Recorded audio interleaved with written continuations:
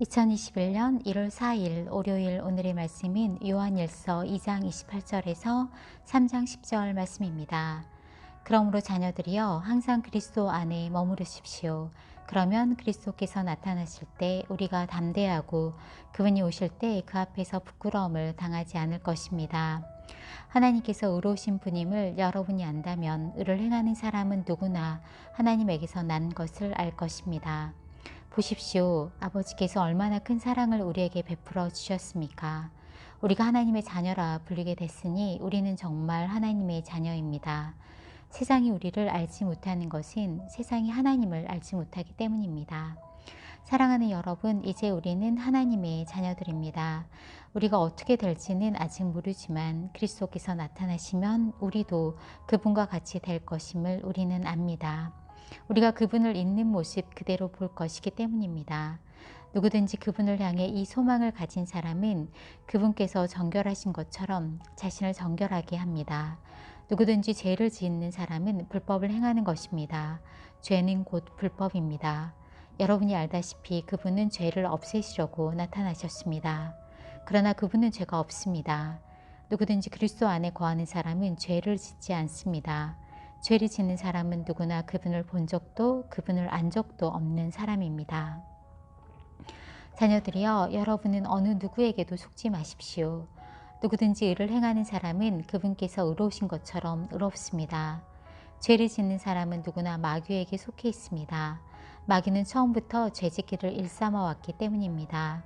하나님의 아들이 나타나신 것은 마귀의 일을 멸하시기 위한 것입니다. 누구든지 하나님께로부터 난 사람은 죄를 짓지 않습니다. 그 사람 안에 하나님의 씨가 있기 때문입니다. 그는 하나님에게서 났기 때문에 죄를 지을 수 없습니다. 이로써 하나님의 자녀와 마귀의 자녀가 분명히 드러납니다. 누구든지 이를 행하지 않는 사람이나 자기 형제를 사랑하지 않는 사람은 하나님께 속해 있지 않습니다. 아멘.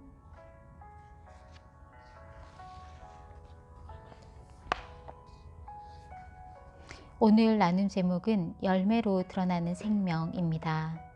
어제 가족과 함께 원숭이 섬에 다녀왔습니다. 놀랐던 것은 너무 많은 원숭이가 바로 내 눈앞에 바로 곁에 있다는 것과 그들이 지능이 참 높다는 점이었습니다. 아이스크림을 얻기 위해 쓰고 있는 안경을 빼앗아 가기도 했는데 그 일이 얼마나 순식간에 일어났던지 보고 있었지만 무슨 일이 일어난 거지 할 정도였습니다. 그 섬을 떠난 후 가장 먼저 든 생각은 감사였습니다. 하나님, 저를 원숭이로 만들어주지 않으셔서 감사합니다. 하나님, 저를 사람으로 만들어주셔서 감사합니다.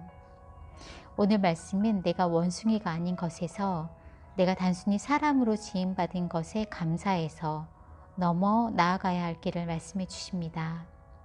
그리스도 안에 거하는 사람과 마귀에 속해 있는 사람은 죄로 구분됩니다. 죄를 짓는 사람은 누구나 그분을 본 적도 그분을 안 적도 없는 사람이다 라는 말씀에 가슴이 철렁합니다. 그렇게 3장 1절 말씀을 붙잡습니다.